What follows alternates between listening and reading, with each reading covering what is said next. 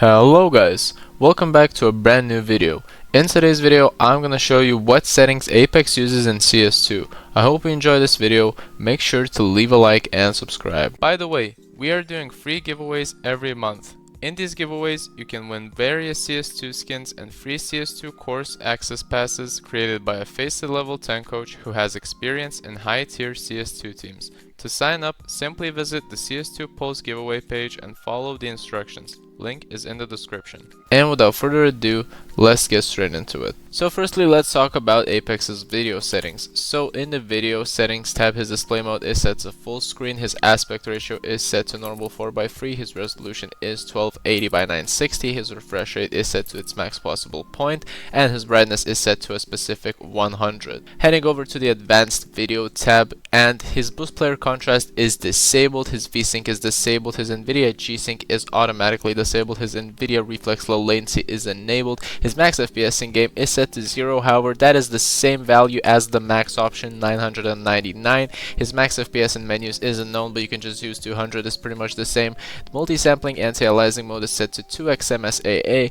Global shadow quality is set to high, dynamic shadow set to all, model texture detail set to low, texture filtering mode set to anisotropic 16x, shader detail set to low, particle detail set to low, ambient occlusion set to medium, high dynamic range set to quality, and the fidelity FX super resolution set to disabled highest quality. Now let's go over towards apEX's mouse settings. So in the mouse settings tab, his mouse's DPI itself is set to 400 when he uses it, and his sensitivity in game is set to 1.91. That's a very specific number for him, but he uses this specific sensitivity. His eDPI is set to 764 on his computer's mouse, and his window sensitivity in his computer is also set to 6, and finally his zoom sensitivity is just a regular 1.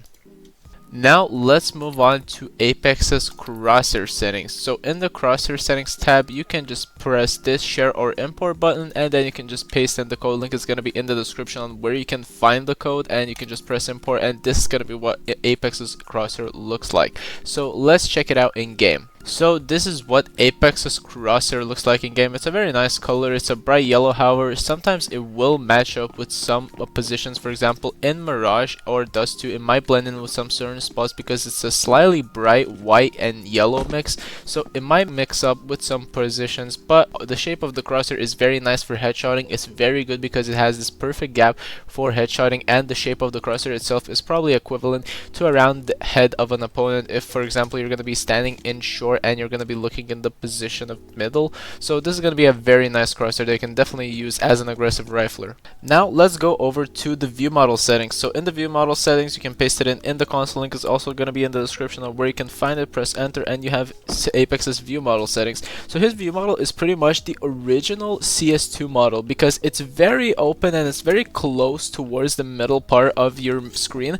So for example, on native res, as you see, it's very close to the middle part and it's pretty much the same as the CS2 default view model. So I don't know why apEX uses this. This isn't a bad view model, but it's definitely not the best one because it slightly does block off a larger chunk of your screen, so you might get mixed up with it, but I guess it's a preference for apEX. Now let's go over to the HUD settings. So apEX in his HUD settings has his HUD scale set to 0.95 and his HUD color set to team color. So in game the HUD color looks like this. Is just a simple team color. Which side you're going to be playing on, that's depending on which HUD color you're going to get, but it's just a preference for apEX. And finally, let's go over the radar settings. So in the radar settings, apEX uses the regular settings of radar centers. The player set to yes, radar is rotating set to yes, and the toggle square shape with scoreboard also set to yes, and his HUD size on the radar is set to 1, and his radar map zoom is also set to 0.7. If you want to check out or copy any pro player settings, you can visit the CS2 Pulse Pro settings page where you can find a variety of pro player settings. You can even check out what setups they use and what skins they use in game. Link is in the description. Thank you everyone for watching the video. I hope you enjoyed. These were the settings that apEX uses in CS2. Make sure to leave a like and subscribe and comment down in the comments below on what you want us to do next, and I'll see you in the next video.